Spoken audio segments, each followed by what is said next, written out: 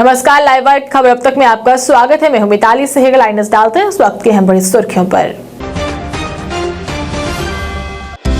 ANC Jammu Kashmir चुनाव के लिए हमेशा है तैयार। फारूक अब्दुल्ला बोले जल्द करवाए जाने चाहिए अब चुनाव।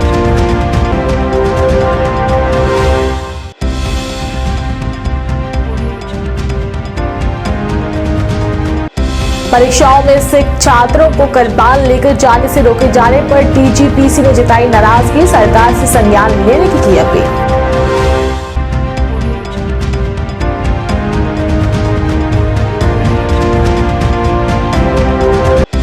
डीसी बारामूला सैयद सहरीश असगर ने बारामूला में मीडिया से की बातचीत। जिले के समग्र विकास के उपायों पर की चर्चा।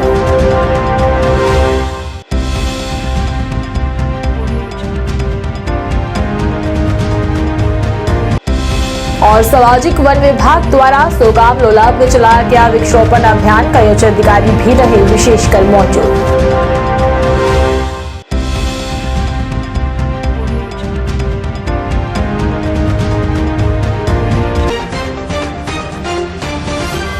समाचार विस्तार से। पूर्व मुख्यमंत्री और नेशनल कॉन्फ्रेंस के अध्यक्ष डॉक्टर फारूक अब्दुल्ला ने कहा कि उनकी पार्टी जम्मू कश्मीर चुनाव के लिए हमेशा तैयार है। हंदवाड़ा में पत्रकारों से बातचीत करते हुए फारूक अब्दुल्ला ने कहा कि घाटी में हालात कभी अच्छे नहीं थे, लेकिन फिर भी चुनाव होंगे ही होंगे। उन्होंने कहा कि जब घाटी में बाढ़ आई थी उस समय भी चुनाव हुए थे। जम्मू कश्मीर में एलओसी पार व्यापार को फिर से शुरू करने के बारे में पूछे जाने पर उन्होंने कहा कि ये भारत और पाकिस्तान की सरकारों को तय करना है। फारूक अब्दुल्ला इसमें कुछ भी नहीं कर सकते। हुर्रियत के लोग मेन स्ट्रीम में कहीं न कहीं अभी आ रहे हैं, तो इस हवाले से क्या कहेंगे आप लोगों का?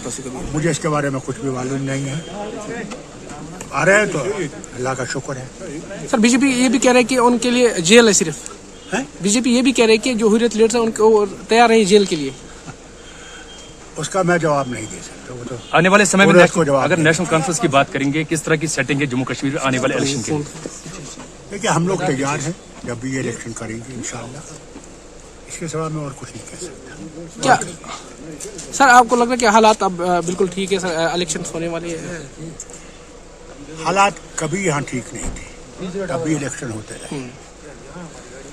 आपको याद होगा कि जब मेजर फ्लड्स आए सब भी इलेक्शन हुए, जबकि हमने उनसे गुजारिश की थी कि इसको थोड़ा सा डिले किया, उन्होंने डिले नहीं किया। और आज 3 साल से इलेक्शन नहीं हो रहे। ये हाल नहीं। सर, जब आपकी सरकार थी तब आपने ट्रेड आर पार जो ट्रेड जो थी सर वो आपने खोल दिया। सर, क्या वो दोबारा से खुलना चाहिए? ये गवर्नमेंट ऑफ इंडिया को करना है। ये गवर्नमेंट ऑफ इंडिया और गवर्नमेंट ऑफ पाकिस्तान के दरमियान है। फारूक अब्दुल्ला इसमें कुछ नहीं कह सकते। डीजीपीसी द्वारा आज एक पत्रकार वार्ता का आयोजन किया गया। इस अवसर पर बोलते हुए बलविंदर सिंह ने कहा कि सिख छात्रों की परीक्षाओं में कृपाण लेके नहीं जाने दिया जा रहा। कुछ समय पहले भी इस तरह की घटना सामने आई थी, जिस पर संज्ञान लेने की मांग की गई थी, लेकिन एक बार फिर से इस तरह की घटना सामने आई है, जिससे सिख समुदाय की भावनाओं को ठेस पहुंची है। उन्होंने इस मामले का संज्ञान लेने की अपील की। क्योंकि बार बार जम्मू कश्मीर ਦੇ ਵਿੱਚ ਸਰਕਾਰ ਨੇ ਤਹਈਆ ਕਰ ਲਿਆ ਕਿ ਜੋ ਸਿੱਖਾਂ ਨੂੰ ਸੰਵਿਧਾਨ ਦੇ ਆਰਟੀਕਲ 25 ਦੇ ਵਿੱਚ ਜੋ ਕਨਸਟੀਟਿਊਸ਼ਨਲ ਗਰੰਟੀ ਦਿੱਤੀ ਗਈ ਸੀ ਕਿ ਉਹਨਾਂ ਦੀ ਕਿਰਪਾਨ ਲੋਕ ਕੀਤੀ ਜਾਏਗੀ, ਚਾਹੇ ਉਹ ਸਫ਼ਰ ਕਰਦੇ ਹੋਣ ਕਿਧਰੇ ਜਹਾਜ਼ੀ ਸਫ਼ਰ ਕਰਦੇ ਹੋਣ ਜਾਂ ਬੱਚੇ ਕਿਤੇ ਐਗਜ਼ਾਮ ਦੇ ਰਹੇ ਹੋਣ, ਉਹਨਾਂ ਦੀ ਕਕਾਰ ਤੇ ਕੋਈ ਗਰੰਟੀ ਦਿੱਤੀ ਗਈ ਸੀ ਭਾਈ ਤੁਹਾਨੂੰ ਨਹੀਂ ਕੋਈ ਰੋਕੇਗਾ। ਲੇਕਿਨ ਉਸ ਦੇ ਬਾਵਜੂਦ ਜੰਮੂ ਕਸ਼ਮੀਰ ਦੇ ਵਿੱਚ ਇਹ ਚੌਥਾ ਇੰਸੀਡੈਂਟ ਹੋਇਆ। ਪਹਿਲਾ ਇੰਸੀਡੈਂਟ ਸਾਡਾ ਜੋ ਹੋਇਆ 27 ਮਾਰਚ ਨੂੰ ਡੀਪੀਐਸ ਸਕੂਲ ਰਜੌਰੀ ਦੇ ਵਿੱਚ 4 ਸਿੱਖ ਬੱਚਿਆਂ ਦੀ ਕਿਰਪਾਨਾਂ ਉਤਾਰੀਆਂ ਗਈਆਂ, ਕੜੇ ਉਤਾਰੇ ਗਏ। ਉਹ ਸਬ ਇੰਸਪੈਕਟਰ ਦਾ ਐਗਜ਼ਾਮ ਦੇਣ ਗਏ ਸੀ। ਅਸੀਂ ਐਲਜੀ ਸਾਹਿਬ ਨੂੰ ਕੰਪਲੇਂਟ ਕੀਤੀ, ਇਨਕੁਆਇਰੀ ਉਹਨਾਂ ਨੇ ਕੀਤੀ, ਲੇਕਿਨ ਇਨਕੁਆਇਰੀ ਅਫਸਰ ਨੇ ਕਹਿਤਾ ਜੀ ਐਸਾ ਕੋਈ ਹੋਇਆ ਨਹੀਂ। ਉਹਦੇ ਬਾਅਦ ਸੇਮ ਡੇ ਬਦਰਾਵਾ ਦੇ ਵਿੱਚ ਇੱਕ ਬ੍ਰਦਰ ਔਰ ਇੱਕ ਸਿਸਟਰ ਜੋ ਡੋਡੇ ਰਹਿਣ ਵਾਲੇ ਸੀ, ਉਹਨਾਂ ਨੂੰ ਉੱਥੇ ਸਕੂਲ 'ਚ ਰੋਕਿਆ ਗਿਆ ਕੁਝ ਦੇਰ ਦੇ ਲਈ। ਉਹਦੇ ਬਾਅਦ ਨੀਟ ਦੇ ਐਗਜ਼ਾਮ ਹੋਏ। ਨੀਟ ਦੇ ਐਗਜ਼ਾਮ ਜੋ 17 ਜੁਲਾਈ ਨੂੰ ਹੋਏ, 17 ਜੁਲਾਈ ਨੂੰ ਨੀਟ ਦੇ ਐਗਜ਼ਾਮੀਨੇਸ਼ਨ ਦੇ ਵਿੱਚ ਵੀ ਜੰਮੂ ਕਸ਼ਮੀਰ ਜੰਮੂ ਦੇ ਵਿੱਚ ਐਸਐਮ ਪਬਲਿਕ ਸਕੂਲ ਦੇ ਵਿੱਚ ਚੌਧਰੀ ਦੇ ਵਿੱਚ ਬੱਚਿਆਂ ਨੂੰ ਕਕਾਰ ਉਤਾਰੇ ਗਏ। ਆਰਮੀ ਪਬਲਿਕ ਸਕੂਲ ਮੁੱਠੀ ਦੇ ਵਿੱਚ ਬੱਚਿਆਂ ਦੇ ਕਕਾਰ ਉਤਾਰੇ ਗਏ। ਉਸ ਟਾਈਮ ਅਸੀਂ ਹਰ ਅਥਾਰਟੀ ਨਾਲ ਗੱਲ ਕੀਤੀ, ਨੀਟ ਦੀ ਗਾਈਡਲਾਈਨਸ ਦੱਸੀਆਂ, ਉਹਦੇ ਬਾਵਜੂਦ ਬੱਚਿਆਂ ਦੇ ਕਕਾਰ ਪਾ ਕੇ ਅੰਦਰ ਨਹੀਂ ਜਾਣ ਗਿਆ। ਐਡਮਿਨਿਸਟ੍ਰੇਸ਼ਨ ਨੂੰ ਅਪਡੇਟ ਕੀਤਾ, ਐਡਮਿਨਿਸਟ੍ਰੇਸ਼ਨ ਕੋਈ ਐਕਸ਼ਨ ਨਹੀਂ ਲਿਆ।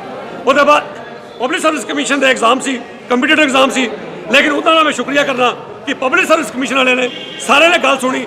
ਅਸੀਂ ਉਹਨਾਂ ਨੂੰ ਪਹਿਲੇ ਕਹਿ ਦਿੱਤਾ ਸੀ तो उन्होंने पूरी गाइडलाइंस इशू कर दिया किसी भी पब्लिक सर्विस कमीशन के कंपीटेटिव एग्जाम किसी बच्चे के ककार नहीं उतारे गए, लेकिन सरकार की तरफों कोई सिंसियर एफर्ट्स नहीं किए गए। चौथी बारी कल आई है साढ़े एक बच्चा जो सुखपाल सांबे का रहने वाला ਸੈਂਟਰਲ ਬੇਸਿਕ ਸਕੂਲ ਪੁਰਾਣੀ ਮੰਡੀ ਦੇ ਵਿੱਚ ਕਾਂਸਟੇਬਲ ਬਾਰਡਰ ਬਟਾਲੀਅਨ ਦਾ ਐਗਜ਼ਾਮ ਦੇਣ ਗਿਆ ਸੀ। ਉੱਥੇ ਇਸ ਬੱਚੇ ਨੂੰ ਕਿਹਾ ਗਿਆ ਤੂੰ ਕੜਾ ਪਾ ਕੇ ਨਹੀਂ ਜਾਏਗਾ, ਤੂੰ ਕਿਰਪਾਨ ਪਾ ਕੇ ਨਹੀਂ ਜਾਏਗਾ। ਮੈਂ ਸਮਝਦਾ ਬੱਚਿਆਂ ਨੂੰ ਸਾਜ਼ਿਸ਼ਾਨਾ ਤਰੀਕੇ ਦੇ ਨਾਲ ਡੈਲੀਬਰੇਟਲੀ ਬੱਚਿਆਂ ਨੂੰ ह्यूमिलेट करने की कोशिश की जा रही है। डीसी बारामूला सैयद सहरी असगर ने बारामूला में मीडिया से बातचीत की। बता दें कि इस दौरान उनके साथ जो थे अन्य कई उच्च अधिकारी भी मौजूद थे, जिनकी मौजूदगी में उन्होंने वहां मौजूद सभी सदस्यों से जिले में समग्र विकास के उपायों पर चर्चा की।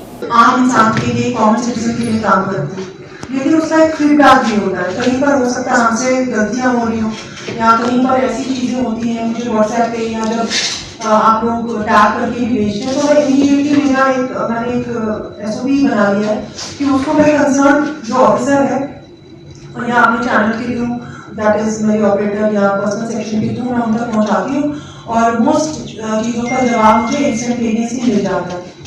कुछ चीज़ें जो होती है गवर्नमेंट सेक्टर में ऐसी होती है जिनका हम इमीडिएट इलाज नहीं कर सकते हैं, उसका इमीडिएट आंसर नहीं मिलता, लेकिन वो प्रोसेस में डालना बड़ा ज़रूरी है। और मैं हमेशा ये फील करती हूँ कि जब तक आप फीडबैक नहीं लेंगे लोगों से कि उनको असल दिक्कत क्या पहुँच रही है, तब तक आप अच्छी सर्विस नहीं दे सकते। तो इसमें जो तनकीद है वो बहुत ज़रूरी होती है और मैं ये समझती हूँ कि क्रिटिसाइज करना कोई बुरी बात नहीं है। अगर हम कोई अच्छा काम कर रहे हैं उसको अप्रिशिएट भी करना है, और अगर गलत हो रहा है कहीं, जो जाने अनजाने में भी कॉन्शियसली या अनकॉन्शियसली कहीं पे गलतियाँ हो जाती हैं, तो वो आप लोग जब पॉइंट आउट कर दें तो आपने भी देखा होगा। मैं इमीडिएटली आज सुबह भी एक कंप्लेंट ऐसी आई मुझे एक पर्टिकुलर रोड के बारे में, वो किसी ने मुझे टैग किया था कि अभी 2-4 दिन पहले वहाँ मैटम डाला था, शायद मैटम ही डाला था अभी हुआ, तो ऑब्वियसली रुकेगा। अगर कोई हमें ऐसे कोई ऐसी इशू हो तो हम देखेंगे, अदरवाइज 2 दिन और 1 रात का जो प्रोग्राम रखा गया है वहाँ पर एक्टिविटीज़ की जाएंगी, रजिस्ट्रेशन होगी हर डिपार्टमेंट के। 14 तो मिनिमम डिपार्टमेंट्स हैं जो वहाँ प्रेजेंट होने चाहिए, बाकी डिपार्टमेंट्स के भी फंक्शनरीज वहाँ होंगे, मैं खुद भी फील्ड में जाऊँगी, सारे ऑफिसर्स जाएंगे। ये एक इम्पॉर्टेंट चीज़ होती है, ये सिर्फ खाना पूर्ति नहीं है। सामाजिक वन विभाग द्वारा सोगाम लोलाब में चलाया गया वृक्षारोपण अभियान, कई उच्च अधिकारी भी इस दौरान मौजूद रहे और सामाजिक वन विभाग द्वारा सोगाम लोलाब में पौधारोपण अभियान चलाया गया। बता दें कि इस दौरान वहां DFO सामाजिक वन, DDC सदस्य सोगाम, सामाजिक वन रक्षक और अन्य अधिकारी भी इस अवसर पर वहां उपस्थित थे, जिन्होंने सभी को क्षेत्र में ज्यादा से ज्यादा पेड़ लगाने और वन को प्लास्टिक मुक्त बनाने को कहा। आज जो हमने जन अभियान के अंडर द बैनर जन अभियान जो हमने यहाँ पे प्लांटेशन ड्राइव किया है सोगाम, इस तहसील ऑफिस सोगाम में, तो ये इसका मकसद यही है, इसका मिशन हमारा यही है कि लोगों में हम अवेयरनेस करें कि what is the importance of trees. तो हमें पौधे लगाने चाहिए, we should plant more and more trees, और हमें अपनी एनवायरनमेंट को आलूदगी से बचाना चाहिए, पोल्यूशन से बचाना चाहिए। हम और भी कुछ प्रोग्राम्स करें, जैसे कि प्लास्टिक फ्री फॉरेस्ट। तो प्लास्टिक जो फॉरेस्ट में हम डालते हैं, क्योंकि हम इसको जैसे अभी SDM साहब भी बोल रहे थे कि ये जो प्रॉपर्टी ऑफ कॉमन्स होते हैं, जैसे हमने रिवर वाटर बॉडीज का या फॉरेस्ट है, ये हम समझते हैं कि ये किसी की प्रॉपर्टी नहीं है, कॉमन प्रॉपर्टी है। तो किसी भी गांव से हम गाड़ी में लेके यहाँ पे मतलब जो भी प्लास्टिक होता है उसको जंगलों में डालते हैं। तो उस पर भी हमने एक मिशन चलाया है कि प्लास्टिक फ्री फॉरेस्ट दे रहे हैं, पाउडर दे रहे हैं फॉर कैटल के लिए। और भी हम कुछ अभी बैक टू विलेज में कर रहे हैं। हम बैक टू विलेज में हम जितने भी हमारे VPPC है, जितने भी हमारी पंचायत हैं, जैसे कि कुपवाड़ा डिस्ट्रिक्ट में 385 पंचायत हैं, वहाँ पे हम जा रहे हैं। हमने ऑलरेडी वहाँ पे कुछ कमेटीज़ बनाए हैं VPPC के नाम से, विलेज प्लांटेशन पंचायत कमेटीज़। उनको हम रिकॉन्स्टिट्यूशन कर रहे हैं, उनको हम दोबारा से देख रहे हैं कि ये इसमें सारे मेंबर्स हमें मौजूद है। उसमें हमने पटवारी को भी किया है अंडर SRO 327। तो पटवारी साहिबान जो वहाँ के, उसको भी हमने मेंबर रखा है, उसमें VLW को भी रखा है। 2 लाख प्लांट्स हम लगाना जा रहे हैं डिस्ट्रिक्ट में, जो डिफरेंट स्कीम्स में लगेंगे, जैसे कि रिहेबिलिटेशन ऑफ डिग्रेडेड फॉरेस्ट, जैसे ये क्लोजर से या स्ट्रिप प्लांटेशन, इंस्टीट्यूशनल प्लांटेशन है, एंड वॉलंटियर में बेसिस पे भी हम 10-20 हज़ार प्लांट्स लगाते हैं हर साल। अभी आप फार्मर्स को प्लांट्स देते हैं, हम पॉपुलर्स देते हैं, वो अपने खेतों पे लगाते हैं। सर इन फ्यूचर सर जिस तरह से कि जितने भी इंस्टीट्यूशंस हैं, इंशाल्लाह रहमान जो भी फेंस्ड इंस्टीट्यूशन होंगे उनमें हम प्लांटेशन करेंगे। ठीक सर। और जो पॉपुलर्स भी यहाँ पे जब मार्च में हम डिस्ट्रीब्यूशन ऑफ पॉपुलर्स करेंगे, यहाँ के जो जिम्मेदार है तो उनको भी हम VPPC के through popular CPIM Jammu Kashmir के प्रमुख एम.वाई. तारागामी ने अब्बास अंसारी के आवास का दौरा किया और उनके परिवार के साथ शोक व्यक्त किया। इस अवसर पर बोलते हुए उन्होंने कहा कि हम सभी जानते हैं कि वे एक महान नेता और राजनेता थे। वे उनकी जगह को कभी पूरा नहीं कर सकते, लेकिन उनके लिए प्रार्थना करते हैं कि उन्हें जन्नत में जगह मिले।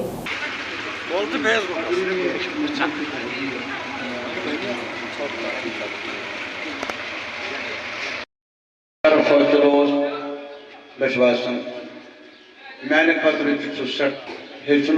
मौलाना अब्बास साहब की मौत हम सब के लिए अलमिया है और उनकी बसीरत, उनका सब्र तहम्मुल और उनकी वसअत क़ल्ब मेरे ख्याल में एक अनमोल सरमाया था हम सब के लिए।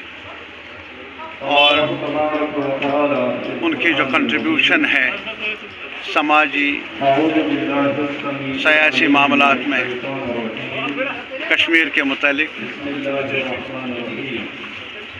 वो आने वाले वक्त में भी तारीख़ में दर्ज रहेगा और उनका कंट्रीब्यूशन मेरी नज़र में आज के हालात में बहुत ही अहम रहा। युवाओं को खेल के अवसर प्रदान करने के लिए मिटन बम जू में क्रिकेट अभ्यास के लिए नेट टर्फ बनाया गया, जिसका उद्घाटन बीजेपी पार्टी के वरिष्ठ नेता वार्ड सदस्य राकेश कोल और अध्यक्ष मटन नगर समिति मोहम्मद यासिन ने किया। वहीं इस अवसर पर बोलते हुए कौल ने कहा कि युवाओं को नशे की लत और बुरी आदतों से दूर रखने के लिए अभ्यास प्रदान किया गया है, ताकि खेलों में भाग लेकर युवा कहीं सामाजिक बुराइयों से दूर रह सके और अपना खेलकूद की ओर ध्यान दे सके और भारत व जम्मू कश्मीर का नाम ऊंचा कर सके।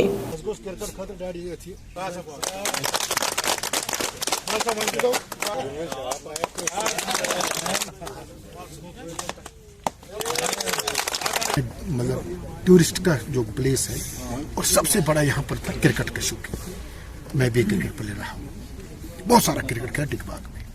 पहली मीटिंग जब यहाँ बुमजो जो मेरा वार्ड है यहाँ पर, यहाँ के मेरे यूथ नौजवान, क्योंकि भविष्य जो है यूथ वही है। हम लोग 50 सब क्रॉस कर चुके हैं, भविष्य इनका है। जो अभी आपने इंटरव्यू एक यहाँ से लड़के से लिया तो उसने कहा, इन्होंने कहा कि हमें यहाँ बुमजुआ में ऐसा खेलने के लिए कोई जगह नहीं है, टिकबाग जाने के लिए बहुत टाइम लगता है। तो हमने कहा आप जो उन्होंने कहा जगह बने हमने करके और ये आज प्रपोज रख के, इसमें बेशक थोड़ा टाइम लग गया था, पर कुछ प्रॉब्लम्स जब आते थे, कभी कोविड था, कभी कुछ था, कभी बर्फ़ की वजह से, तो इंशाल्लाह अल्लाह ताला की मदद से, भगवान की मदद से आज ये बन चुका, ये आपके सामने है। एज पार्टी के नाते भी हमारे काउंसिलर, मैं बहुत ही शुक्रगुजार हूँ पहले म्यूनसिपल कमेटी, अपने काउंसलरों का, हमारे चेयरमैन साहब का, हमारे टीम का, कि जिन्होंने सहयोग दे के आज ये बनी है।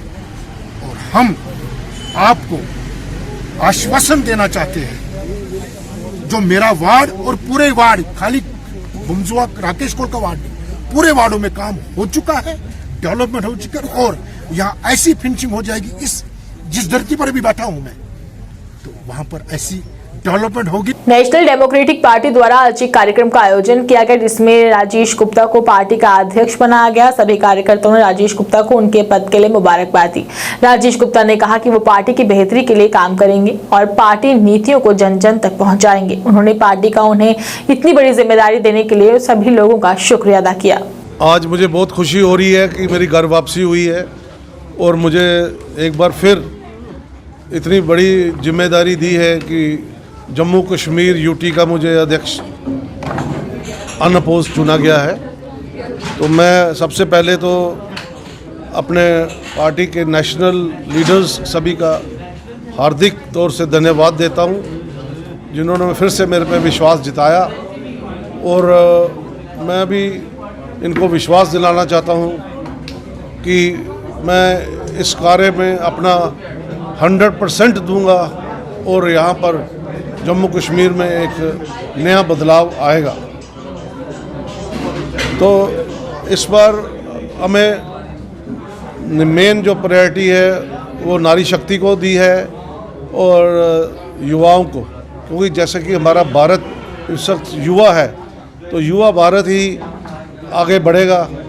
और यहाँ पर हमारे जम्मू कश्मीर में प्रयास रहेंगे कि युवाओं का और महिलाओं का सहयोग लेकर एक नई पार्टी आगे जाएगी और लोगों को एक अच्छी सरकार देगी। जम्मू कश्मीर के पुंछ जिले के हलकाका क्षेत्र बुनियादी स्वास्थ्य और स्वच्छता सेवाओं से समय वंचित है। वहीं सेना ने इस क्षेत्र के उत्थान के लिए ऑपरेशन सद्भावना के तहत विभिन्न कल्याणकारी योजनाएं शुरू की हैं, जिसके तहत हिलकाका में एक चिकित्सा शिविर व सह निःशुल्क दवा वितरण का आयोजन किया गया। इसमें बड़ी संख्या में स्थानीय लोग और जानवरों को चिकित्सा सुविधाएं प्रदान की गई, जिसके बाद स्थानीय लोगों ने भी इस तरह के और कैंप से लगाने की मांग की और इस शिविर के लिए सेना का दिल से तहे दिल से जो है शुक्रिया अदा किया। जोठीवाली में बुलाया गया और दिवाली मनाएगी हमारे साथ। और अभी भी हम ये कह रहे हैं कि हमारा और फौज का भाईचारा जो हमेशा कायम दायम रहे, क्योंकि हमें यहाँ हिलकाका में किसी चीज की कोई फैसिलिटी नहीं है, न ही गवर्नमेंट की तरफ से हॉस्पिटल, न ही कोई, आप खुद ही देख चुके हैं। तो जो भी सहूलत हमें मिल रही है वो फौज की तरफ से मिल रही है, तो हम फौज का बहुत बहुत शुक्रगुजार हैं। जय हिंद, जय कश्मीर। उन्होंने यहाँ पर कैंप लगाया है और कोरोना के बाद 2 साल कोरोना के बाद हमको ये फौज की तरफ से फिर से दवाइयाँ मिल रही हैं और फौज का हमारा अच्छा आपस में भाईचारा रहा, अच्छे तल्लुकात रहे। यहाँ कोर कमांडर साहब आए थे, उन्होंने सद्भावना में हमको लाइटें वगैरह, सिलाई मशीन, ये सब चीजें दी गई थी। उसके बाद हमको सद्भावना में जो कुछ मिलता था पहले में और अभी भी फौज की तरफ से मिलता है। यहाँ जो भी ये हेल्थ का कोई सिस्टम नहीं है, यहाँ फौज की तरफ से दवाइयाँ मिलती हैं। और भी जो हमको थोड़ी या ज्यादातर तकलीफ होती है, हमारी फौज ही देखभाल करती है। बहुत बहुत शुक्रिया फौज की तरफ से, thank you. JNK national trade union front द्वारा आज वर्किंग कमेटी की बैठक का आयोजन किया गया। बैठक की अध्यक्षता मोहम्मद गफूर दाद द्वारा की गई। इस दौरान कई मुद्दों पर चर्चा की गई और आगे की रणनीति निर्धारित की गई। कंप्लीट करेंगे सब साथियों के साथ मशवरा करके। तो मुलाजिम कैसे लगे, जम्मू कश्मीर के मुलाजिम का जो डिपार्टमेंट है, कब मेरा PhD। Dear friends of electronic and print media, आज Jammu Kashmir National Conference, Jammu Kashmir national trade union front का स्टेट वर्किंग कमेटी का यहाँ पर हमने इजलास बुलाया था। ये चूँकि हालात यहाँ मुख्तलिफ थे, कोविड की वजह से हमारी एक्टिविटीज़ पिछले 3 साल से तकरीबन सस्पेंड रही हैं, तो और रियासती जो आपको पता ही है पॉलिटिकल हालात भी जो थे तो वो भी डिस्टर्ब थे। उस वजह से हमारी बहुत सारी एक्टिविटीज़ जितनी होनी चाहिए थे, रेगुलर करते थे, वो नहीं हुई।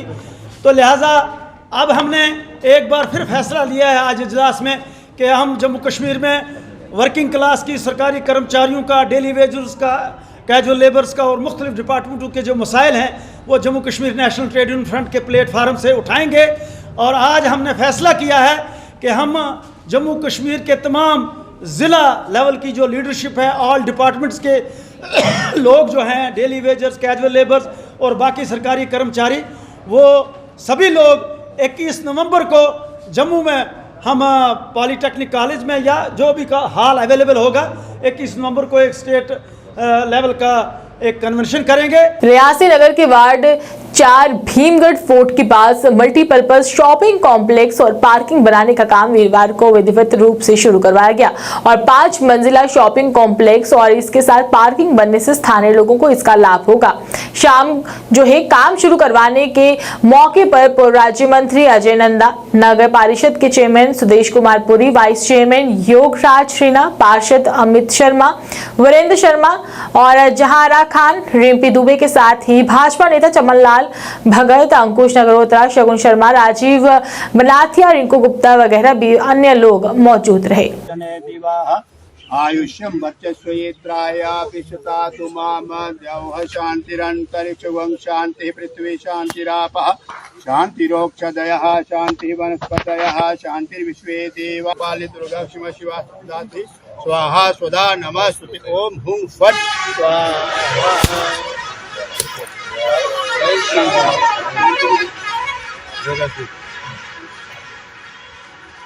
ओम यम ब्रह्मिदां सुवसन्ति वर्मं प्रधानं पोषं प्रधान नैवेद्योद्यते कार्मेश्वरं वादस्मै नमो विघ्न विनाशाय।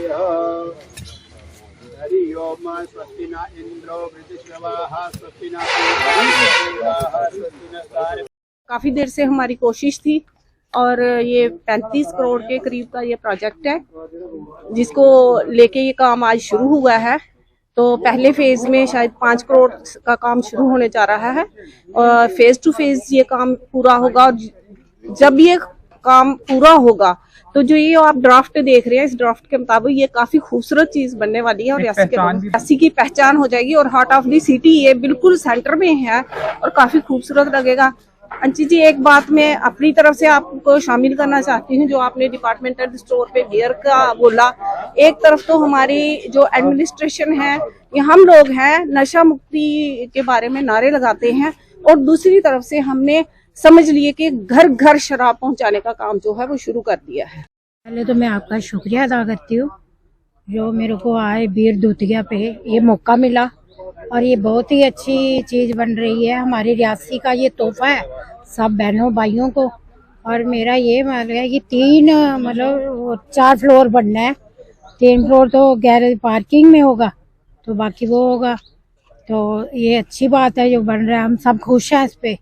और एक बात मैं ये बोलती हूँ कि डेंगू बड़ा फैला हुआ है और इसमें हमारी शहर की कोई डेवलपमेंट नहीं हो रही, ना कोई फॉगिंग कर रहा है ना कोई कुछ कर रहा है, सैनिटाइज वगैरह कुछ नहीं कर रहा है। और गंद भी गलियों में बहुत पड़ा है, ना ये उठाते हैं ना कुछ। बोलो तो बोलते अभी करेंगे। 11 नंबर वार्ड में इतना कूड़ा है वो कोई नहीं उठाता टाइम का। सभी रियासी वासियों को मुबारकबाद दूंगा और सभी पार्षद जितने भी हमारे हैं उन सभी को मुबारकबाद दूंगा कि उन सब ने मिलकर एक ऐसा फैसला लिया और रेजोल्यूशन डाला कि एक कॉम्प्लेक्स जो है जिसकी बहुत देर से जरूरत थी रियासी वासियों को, क्योंकि काफी देर से आप देखते हैं कि पार्किंग की समस्या हमारे बस स्टैंड पे बनी रहती है। तो ये कॉम्प्लेक्स बनने से, ये पार्किंग बनने से लोगों को काफी निजात मिलेगी। और जैसा आप कह रहे हैं कि फंड्स की कोई कमी नहीं है, ये फर्स्ट स्टेज में 5 करोड़ आया। मुझे लगता है जैसे ही काम शुरू होगा तो काम चलते चलते ही और पैसे भी आएंगे और 1-1.5-2 साल में ये प्रोजेक्ट जो है पूरा कंप्लीट हो जाएगा। और भी बहुत सारे काम म्युनिसिपैलिटी के चल रहे हैं, लेकिन ये बहुत बड़ी अचीवमेंट है हम सभी पार्षदों की और चेयरमैन साहब के साथ मिलकर हम सब ने ये फैसला लिया। और मुझे लगता है कि लोगों को इसके लिए खुश रहना चाहिए। मैं कहूँगा खुशी का दिन है। एक तो आज भैया दूज का तो त्योहार भी मनाया जा रहा है, इस मौके पर मैं सभी को मुबारकबाद देता हूँ। और दूसरा, आज इस शुभ मुहूर्त पर आज जो रियासी का मल्टी पार्किंग का काम जो आज स्टार्ट हुआ है, जो 35 करोड़ का ये टोटल प्रोजेक्ट है, ये बिल्डिंग 4 फ्लोर बन के तैयार होगी, जिसमें से 3 फ्लोर पार्किंग के लिए और 1 फ्लोर ऊपर मल्टीपर्पज़ हॉल बड़ा बनेगा। ये रियासी के लिए मैं कहूँगा कि एक बहुत ही हमारे लिए एक खुशखबरी भी है लोगों को, जनता को। और आज के दिन जो इतना बड़ा लोगों को उपहार के रूप में ये मिला है, इसके लिए बधाई के पात्र है म्यूनिसिपैलिटी की पूरी टीम, इनके चेयरमैन, वाइस चेयरमैन, सारे काउंसलर्स रियासी के, म्यूनिसिपैलिटी डिपार्टमेंट के सारे लोग और वार्ड नंबर 4 के खास तौर पर जिस वार्ड में ये कंस्ट्रक्शन होने जा रही है, सभी मुबारकबाद के पात्र हैं। लेकिन मैं समझता हूँ कि देर आए दुरुस्त आए और ये 4 करोड़ 85 लाख रुपए का ये हमारा पहले अमाउंट था ये, और उसके ऊपर जो टेंडर हुआ है वो 4 करोड़ 39 लाख 73 हजार ये टेंडर हुआ है। और मेरे को लगता है कि ये जो कॉम्प्लेक्स बनेगा, ये 3 फ्लोर जो है ये पार्किंग के होंगे और जो 4 नंबर फ्लोर होगा उसके 20 हमारी जो दुकानें हैं और जो लास्ट में जो फ्लोर होगा वो एक हॉल सिस्टम का होगा, चाहे वो हम जहाँ पे कमेटी हॉल बना सकते हैं, जहाँ जो हमारा दफ्तर बना हुआ है वो हम शिफ्ट कर सकते हैं। लेकिन ये फेस बाई फेस जो है ये काम होगा। पहला प्रोजेक्ट में जो 5 करोड़ पे आया है, दूसरे को हो सकता है ये ज़्यादा आ जाए। कल मेरी बैठक है जम्मू में, मैं जा रहा हूँ, इसी वजह से ये शॉर्ट नोटिस पे ये काम शुरू हुआ है। मैं समझता हूँ कि आने वाले टाइम में जहाँ नेक्स्ट साल में जो है अमाउंट हमें और मिलेगा और ये कॉम्प्लेक्स जो है 35 करोड़ रुपए का जो है कॉम्प्लेक्स जो है कंप्लीट। चल जी, मेरी कोशिश रहेगी कि ज़्यादा से ज़्यादा इसको मैं कोशिश करूँगा कि अगले साल जो है कम से कम 10 करोड़ रुपया जो मैं वहाँ से ला सकूँ। लेकिन मेरी यही कोशिश रहेगी कि जब भी मेरी मीटिंग होगी मैं वहाँ पे रखूँगा सारी बात, क्योंकि अगर फेस बाय फेस चलेगा ऐसा लगता है कि ये 3-4 साल भी लग सकते हैं इसको, लेकिन मैं समझता हूँ कि 2-3 साल में इसको कंप्लीट होना चाहिए। क्योंकि एक दफ़ा जब गवर्नमेंट पैसे लगा देती है जहाँ पे 5 करोड़ रुपये खर्च होगा, मैं नहीं समझता हूँ कि उस प्रोजेक्ट को गवर्नमेंट जो है लेट करेगी। मैं वही बोल रहा हूँ ना, ये जो पीछे इमारत है, जो हमारा नक्शा बना हुआ है, सारा सिस्टम बना है, जो उसमें आ रही है जो इमारत। ऑल माइग्रेंट डिस्प्लेस एसोसिएशन ने आज भी अपनी मांगों को लेकर प्रदर्शन किया। प्रदर्शनकारियों ने नारेबाजी कर नाराजगी जताई। प्रदर्शनकारियों का कहना था कि वो वापस कश्मीर घाटी नहीं जाना चाहते क्योंकि खुद को वहां पर वे असुरक्षित महसूस कर रहे हैं।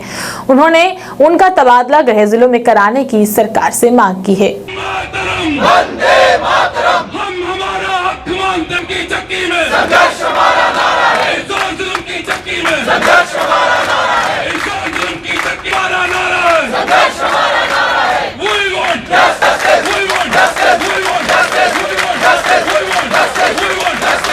देख रहे कि 33 साल के बाद फिर दोबारा पलायन हुआ वहाँ से, जो एक शर्मनाक बात है। खासकर जो आज प्रेजेंट गवर्नमेंट जो 8 साल से हमारे मुद्दे को हर वक्त उछालती थी, कश्मीरी पंडितों के बगैर खाना भी नहीं खाती थी, कश्मीरी पंडितों के बगैर कोई इलेक्शन नहीं लड़ा उन्होंने।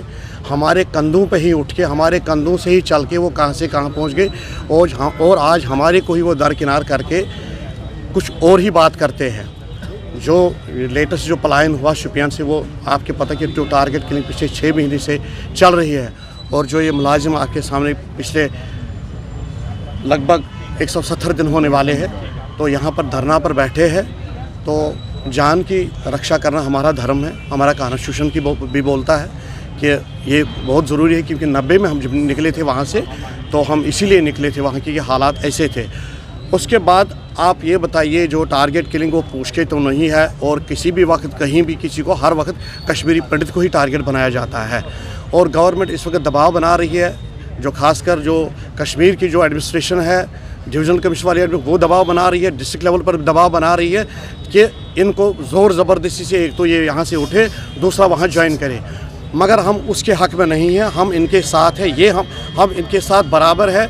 जब तक कि इनका जो इनकी डिमांड है रिलोकेशन, ये वो हालात ठीक करके दे, वो हालात वहाँ सामने हो, मतलब सामान्य हो, तब देखेंगे हम क्या हालात वहाँ, तब जाएंगे। हमने कभी इनकार नहीं किया काम करने से। हम जब कोविड में नहीं डरे, हम जब किसी भी सूरत में नहीं डरे, वॉलंटियरली हम निकले। जब ये पैकेज हुई और कंडीशनों, हमारी जो मुलाजमत है, जो वो कंडीशनों पर है, वो कहीं नहीं है हिंदुस्तान में, दुनिया में कहीं नहीं है जितनी कंडीशनों पर हमारे को ये मुलाजमत दी गई है। इस पर भी कभी इनको ये एहसास नहीं हुआ है कि ये सब कुछ छोड़ छाड़ के वहाँ से, और उसके बाद भी दोबारा वॉलंटियरली वहाँ ही उनका ही काम करते। हम हमारी कम्युनिटी का कोई काम नहीं कर रहे हैं वहाँ पर। जम्मू के ई-रिक्शा चालकों ने उन्हें ट्रैफिक पुलिस द्वारा परेशान करने की समस्या को लेकर अपनी नाराजगी व्यक्त की है, और इस अवसर पर अपनी समस्याओं को उजागर करते हुए उन्होंने कहा कि जिस तरह उन्हें रोज रोज परेशान किया जा रहा है, ये उनके साथ सरासर नाइंसाफी है, जिसकी वजह से उन्हें कई दिक्कतों का सामना करना पड़ रहा है और वे परेशान है, जिसके लिए उन्होंने संबंधित विभाग से इस मामले को संज्ञान में लेकर जल्द से जल्द इस मामले का हल करवाने की अपील की है।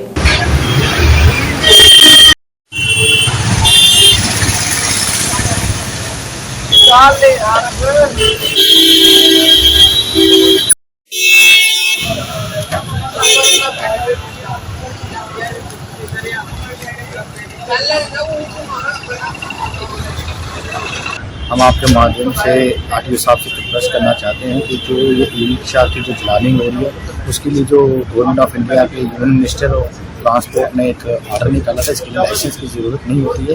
हम गवर्नमेंट ऑफ जम्मू कश्मीर के आरटीओ साहब से ये हाथ जोड़ कर विनती करते हैं कि जो चालक है वो गरीब तबके के लोग चलाते हैं इसको, क्योंकि ये जो लोग चला रहे हैं उनको एक सर्टिफिकेट इशू किया जाए। अगर जिसके पास लाइसेंस के लिए आपने लर्निंग लाइसेंस के लिए 6 महीने की अवधि रखी है, उसको चालान ना किया जाए और उनको ई रिक्शा को चलाने चाहिए। आज जो ई रिक्शा चल रहा है उससे रानगनगर प्रीतनगर के वो लोगों को बहुत सुविधा थी, बहुत सुविधा मिल रही थी। बड़ी देर से जो मेट्रो उधर नहीं चलती थी। ये ई रिक्शा चलने से एक तो पोल्यूशन से राहत है, पोल्यूशन राहत इलेक्ट्रिकल है।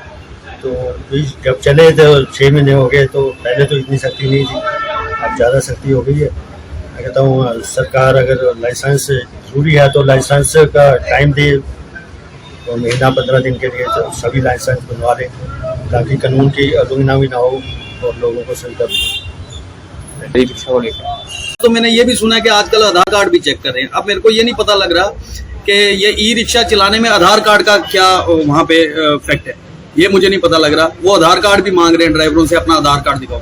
अब जब हमने ड्राइवरों को 2.5 लाख की गाड़ियाँ अवेलेबल की हैं, हमें उनका Aadhaar card as a security base रखना पड़ता है, और जो लाइसेंस की फोटो कॉपी है वो हमें अपने पास रखनी पड़ती है। अब लाइसेंस की बात इन्होंने कही तो हमने तो ये कहा कि चलो ठीक है, जैसे जैसे गवर्नमेंट कहेगी वैसे वैसे हम करेंगे, लेकिन बट इनको ना हमें पहले टाइम देना चाहिए था, एक नोटिफिकेशन निकालनी चाहिए थी कि आपके पास 1 महीने का टाइम है, आप अपने डॉक्यूमेंटेशन सारी पूरी करें, अपने ड्राइवरों की डॉक्यूमेंटेशन पूरी करें। अब एक दिन में तो लाइसेंस बनता नहीं। पहले जब ई रिक्शा लॉन्च किया गया था तब ये कहा गया था कि इसके लिए किसी लाइसेंस की ज़रूरत नहीं पड़ती। जो गाइडलाइन सेंटर की जो गाइडलाइन थी स्मार्ट सिटी के लिए इसको लॉन्च किया गया था, लेकिन अब हर दिन कहीं ना कहीं पर ई रिक्शा के चलान किए जा रहे हैं। अगर लर्नर लाइसेंस है ड्राइवर के पास तो कहा जा रहा है कि ये लर्नर लाइसेंस वैलिड नहीं है।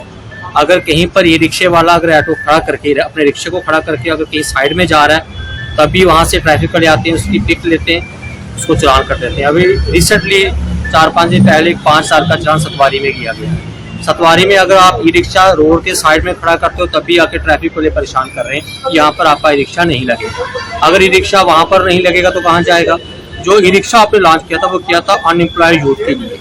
अगर आपने अनएम्प्लॉयड यूथ के लिए रिक्शा को लॉन्च किया था तो फिर आप आज उस अनएम्प्लॉयड यूथ के साथ क्यों डिस्क्रिमिनेशन कर रहे हो? उससे दोबारा उसको एक जो दिन का 200-300 रुपया दिहाड़ी कमाने वाला वो 5,000 का चलान कैसे भरेगा?